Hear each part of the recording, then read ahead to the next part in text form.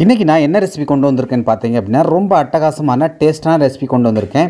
நீங்கள் எந்த மீன் வாங்கினாலும் இந்த பக்குவத்தில் செய்யுங்க, ரொம்ப அருமையாக வரும். டேஸ்ட்டும் வந்து வேறு லெவலில் இருக்கும். நான் இன்றைக்கி முரல் மீன் வகையில் வந்து சின்ன மீன் வந்து எடுத்திருக்கிறேன். அதாவது குஞ்சு மீனுன்னு சொல்லுவாங்க. நான் இன்றைக்கி இந்த குஞ்சு முரலில் வந்து நான் 1 கிலோ வாங்கி வச்சுருக்கேன். இதை நல்லா கழுவிட்டு துண்டு துண்டாக நறுக்கி எடுத்துகிட்டு வந்துடலாம். பாருங்கள், நான் சின்ன சின்ன பீஸாக வந்து போட்டு வச்சுருக்கேன். அடுத்ததாக ஒரு பாத்திரம் எடுத்து வச்சுக்கோங்க. அதில் வந்து இந்த நம்ம க்ளீன் பண்ண இந்த முரல் துண்டுகளை அதோடு சேர்த்துட்டு, அதில் வந்து 1/4 கைப்பிடி அளவுக்கு வந்து உப்பு சேர்த்துட்டு நல்லா கலந்து விட்டுட்டு, இதை ஒரு 3லேருந்து 4 தடவை நல்லா கழுவி எடுத்துக்கோங்க. பாருங்கள், இப்போ நல்லா பளபளன்னு இருக்குது. அடுத்ததாக அடுப்பில் ஒரு பாத்திரம் வச்சுட்டு அதில் வந்து 3லேருந்து 4 டேபிள் ஸ்பூன் எண்ணெய் விட்டுக்கோங்க. எண்ணெய் சூடானதும் 1/2 டேபிள் ஸ்பூன் வந்து வெந்தயம், 1/2 டேபிள் ஸ்பூன் வந்து உளுந்து, 1/2 டேபிள் ஸ்பூன் வந்து கடுகு, கூடவே வந்து கருவேப்பிலை சேர்த்துக்கோங்க. நான் வந்து வாங்கி வச்ச கருவேப்பிலை தீர்ந்துருச்சு, கொஞ்சம் வாடினது தான் சேர்த்துருக்கேன். நீங்கள் ஃப்ரெஷ்ஷாக இருந்தால் சேர்த்துக்கோங்க. சேர்த்துட்டு இதெல்லாம் நல்லா பொரியிற அளவுக்கு நல்லா கலந்து விட்டுக்கோங்க. அடுத்ததாக இது கூட வந்து 20 பல்லு பூண்டை வந்து இந்த மாதிரி நச்சு சேர்த்துக்கோங்க, இல்லை முழு பூண்டாக சேர்த்துட்டு அந்த பூண்டு வந்து நல்லா வதங்குற அளவுக்கு இந்த மாதிரி வதக்கி விட்டுட்டு, கூடவே வந்து 3லேருந்து 4 வந்து மீடியம் சைஸ் வெங்காயத்தை நீல வாக்கில் கட் பண்ணி வச்சுருக்கேன். இந்த இடத்துல நீங்கள் பொடி வெங்காயம் இருந்தால் சேர்த்துக்கோங்க, ரொம்ப நல்லாயிருக்கும்.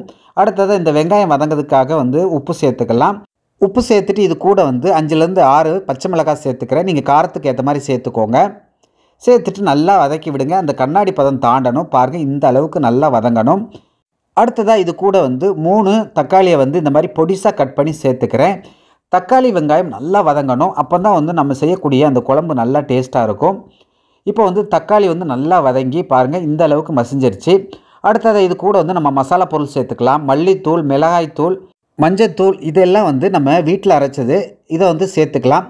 மல்லித்தூள் வந்து 2 டேபிள் ஸ்பூன் வந்து சேர்த்துருக்கேன். மிளகாய்த்தூள் வந்து 1 டேபிள் ஸ்பூன், மஞ்சத்தூள் வந்து 1/4 டேபிள் ஸ்பூன், கூடவே வந்து காரத்துக்கு ஏற்ற மாதிரி கலர் கொடுக்கறதுக்கு வந்து 1 டேபிள் ஸ்பூன் வந்து காஷ்மீர் மிளகாய்த்தூள் சேர்த்துக்கிறேன். சேர்த்துட்டு நல்லா கலந்து விட்டுட்டு இந்த அளவுக்கு மசிஞ்ச உடனே இது கூட வந்து தண்ணி சேர்த்துக்கலாம். தேவையான அளவு தண்ணி சேர்த்துக்கோங்க.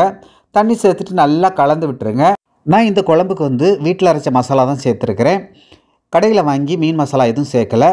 இந்த அளவுக்கு கலந்து விட்ட பிறகு இதில் வந்து நான் ஒரு எலுமிச்சம்பழம் சைஸில் வந்து புளியை ஊற போட்டுட்டு அதை கலந்து சேர்த்துக்கிறேன்.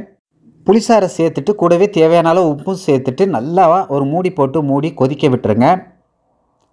இப்போ கொதித்த பிறகு உங்களுக்கு காட்டுறேன் பாருங்கள். கரெக்டாக வந்து ஒரு 5லேருந்து 6 நிமிஷம் நல்லா கொதிக்கட்டும். பச்சை வாசனை போன பிறகு இப்போ ஓப்பன் பண்ணி பார்க்கலாம். நல்லா தரன்னு இந்த அளவுக்கு நல்லா கொதித்து ஓரளவு கட்டி பிடிச்சி வரணும். இந்த நேரத்தில் நம்ம எடுத்து வச்சுருக்க மீன் துண்டுகளை வந்து சேர்த்துக்கலாம். மீன் குழம்புக்கு நம்ம சேர்க்கக்கூடிய அந்த தக்காளி வெங்காயம்லாம் நல்லா வதங்கணும். அப்போ தான் வந்து உங்களுக்கு அருமையான டேஸ்ட் கிடைக்கும். அதே நேரத்தில் தண்ணி சேர்த்து நல்லா கொதிக்க விட்ட பிறகு தான் நீங்கள் மீன் துண்டுகளை வந்து சேர்க்கணும். சேர்த்துட்டு ஒரு மூடி போட்டு மூடி வச்சு கரெக்டாக 5 நிமிஷம் கழித்து அடுப்பு ஆஃப் பண்ணிட்டீங்கன்னா அருமையான மீன் குழம்பு ரெடி ஆயிடுச்சு. ஓகே நண்பர்களே, இதே மாதிரி பக்குவத்தில் இதே அளவுகளோட நீங்கள் எந்த மீன் வாங்கினாலும் இந்த பக்குவத்தில் செய்து சாப்பிட்டு பார்த்துட்டு டேஸ்ட் எப்படி வந்துச்சுன்னு சொல்லுங்கள். இந்த வீடியோ உங்களுக்கு பிடிச்சிருந்தால் லைக் பண்ணுங்கள். உங்கள் நண்பர்களும் சொந்தங்களும் பார்க்கணும்னா அவர்களுக்கும் ஷேர் பண்ணுங்கள். மறக்காமல் நம்ம சேனலை சப்ஸ்கிரைப் பண்ணாதவங்க சப்ஸ்கிரைப் பண்ணிக்கோங்க. ஃபாலோ பண்ணாதவங்க ஃபாலோ பண்ணிக்கோங்க. ஓகே நண்பர்களே, எல்லோரும் பாதுகாப்பாக இருங்க. இதே போன்று அடுத்து ஒரு அருமையான வீடியோவில் சந்திக்கிறேன். Take care. Bye bye. Thank you.